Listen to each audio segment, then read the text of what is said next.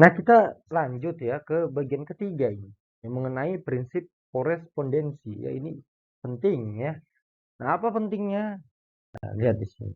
Jadi, prinsip korespondensi ini mengatakan bahwa teori yang lebih baru, ya dalam hal ini adalah mekanika kuantum, ya harus dapat direduksi ke bentuk teori yang lebih terdahulu ya. Dalam hal ini adalah mekanika klasik ya. Nah, ketika bilangan kuantum sangat besar ya. Nah, jadi N yang kita temukan sebelumnya ya pada kasus partikel dalam kotak atau sumur potensial tak beringga itu adalah bilangan kuantum ya.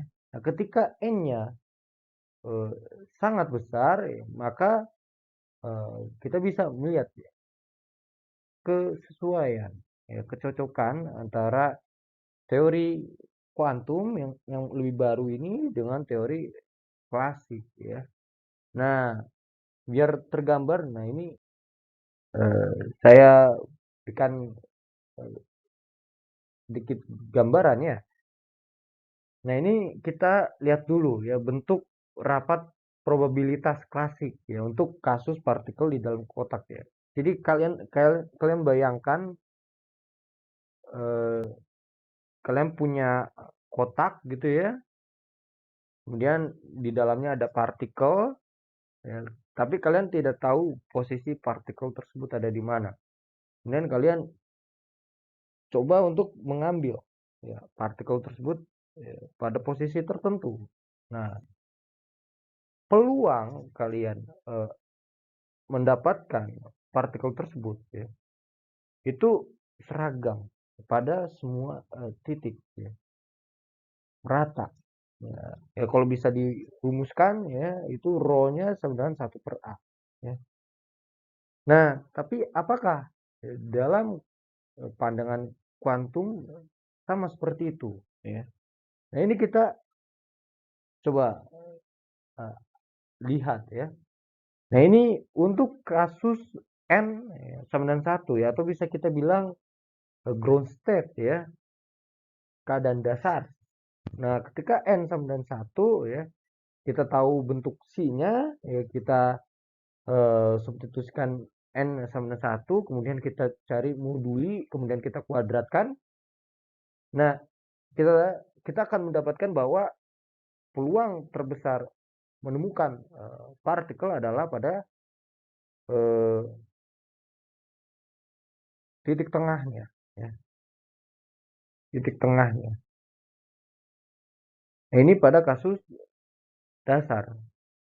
Nah, tapi ya, kalian bisa melihat hal yang unik ya. Nah, kita perhatikan untuk kasus eksitasi pertama ya. N sama dengan 2. Nah, ini N sama dengan 2. Nah, ini mulai terbayang ya polanya ya. Nah, ini bisa kita lihat ya bahwa makin rapat dia. Nah, makin rapat. Nah, tapi ini masih belum terlihat begitu jelas ya. Bagaimana dengan yang N sama dengan 3? Nah, ini N sama dengan 3. Makin rapat lagi ya. Ya bisa kita lihat ya, dia makin banyak ya gunung-gunungnya itu ya, puncak-puncaknya itu, dan makin rapat ya. Nah, sekarang bayangkan untuk N yang sangat besar ya. Bagaimana? Nah, kita lihat ini ya. Kita ambil N yang cukup besar ya, yang jauh-jauh lebih besar daripada 1 ya. Nah, bisa kita lihat ya, ini menunjukkan ya, hasil yang sesuai ya dengan rapat probabilitas klasik ya. Lihatlah rapat dan di sini terlihat seragam ya. Rapat probabilitasnya menjadi seragam ya. Nah, kalau kita ambil N-nya sangat-sangat besar, maka rapat probabilitas kuantumnya akan mendekati ya, sangat mendekati rapat probabilitas klasik. Nah, inilah yang ingin dikatakan melalui prinsip korespondensi ini ya.